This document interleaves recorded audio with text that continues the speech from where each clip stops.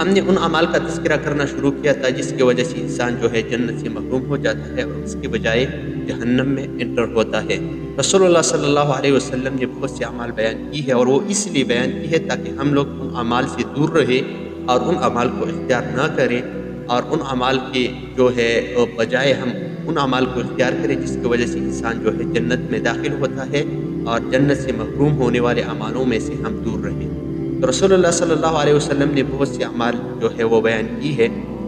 اس حدیث میں بھی رسول اللہ صلی اللہ علیہ وسلم نے ایک اور عمل کو بیان کی ہے۔ رسول اللہ صلی اللہ علیہ وسلم فرماتے ہیں: من ادعا الی غیر ابیہ وہو یعلم انہ غیر ابیہ فالجنۃ علیہ حرام، یعنی جس شخص نے کسی اور کے باپ کی طرف یہ نسبت کیا کہ وہ میرا باپ ہے، یعنی کسی شخص نے جو ہے اپنا نسب تبدیل کیا، تو اس شخص پر جو ہے جنت جو ہے وہ حرام ہے۔ اس میں جو ہے ٹرانسجنڈر وغیرہ یہ بھی آتی ہے، اور یہ بھی آتی ہے جو شخص اپنی تغییر اپنے نفس میں، اپنے جنس میں جو ہے وہ پیدا کرتا ہے، تو یہ ساری چیزیں اس حدیث کے اندر میں جو ہے وہ آتے ہیں۔ رسول اللہ صلی اللہ علیہ وسلم فرماتے ہیں: فالجنۃ علیہ حرام، جنت اس شخص پر حرام ہے، اور وہ شخص جو ہے وہ جہنم میں جائے گا۔ یعنی نسب کی تبدیل کرنا، نسب کو جو ہے اپنے نسب کو حقیر سمجھنا،